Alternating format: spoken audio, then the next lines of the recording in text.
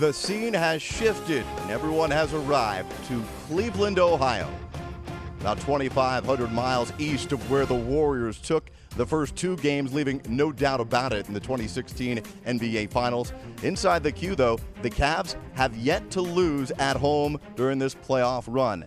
And now there is a 50-50 shot the Cavs will have their big three intact for Game 3. Hi, everybody. Welcome inside the Q for NBA TV's coverage of the 2016 NBA Finals. Brent Barry, Dennis Scott, I'm Jared Greenberg. Guys, Kevin Love has officially been listed as questionable for Wednesday night, and he will continue to go through the NBA's mandated concussion protocol.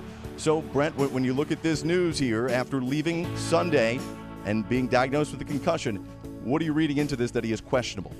Well, first of all, I think it's encouraging that Kevin Love was able to get on the flight back with the basketball team and be here in Cleveland, and we still have another 24 hours plus before this game takes place, 3D. But for him not to be involved in the media session today, just to get his rest, continue to do what it is with all these baseline tests that have to happen with the NBA to clear him for tomorrow night's action, I think that this is a good sign that Kevin Love will be available for tomorrow, and we hope that the good news continues and that he'll be able to compete in the NBA Finals. Yeah, I agree with your partner. I think it's a great sign to get him back. And let's face it, he's a double-double machine. But I go back to something that Steve Smith said after Game 1, is that Kevin Love has got to play like the Kevin Love we fell in love when he first came into the NBA, going out there, playing with confidence, sticking his chest out, asking for the basketball. I go back to when Chris Bosh first started playing with LeBron James.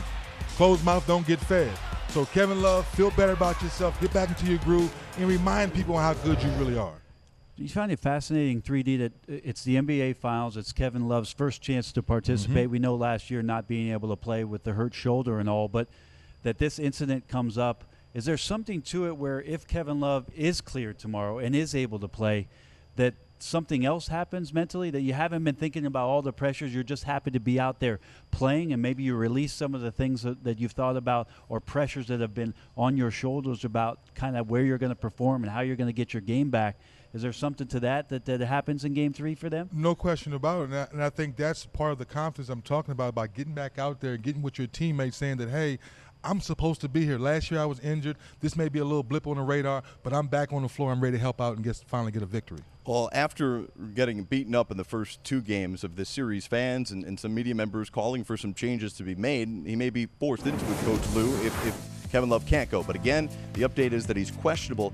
Here are the numbers with or without Kevin Love during the regular season this year, Brent.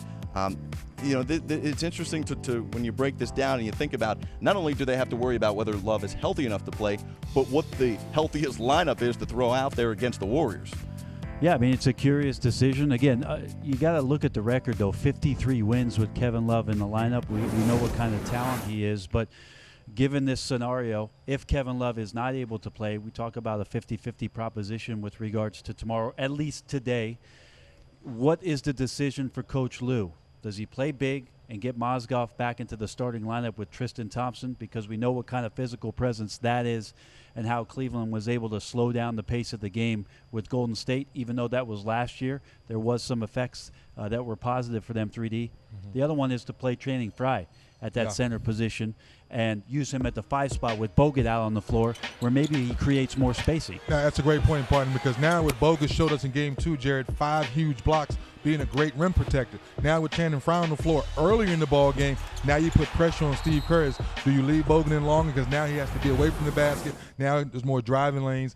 And once again, having that rim protector gives guys on the perimeter a chance to play the passing lane and try more steals. First two games, just 11 total minutes for Channing Frye. He was 0 for 2 from the field in the losses out in Oakland.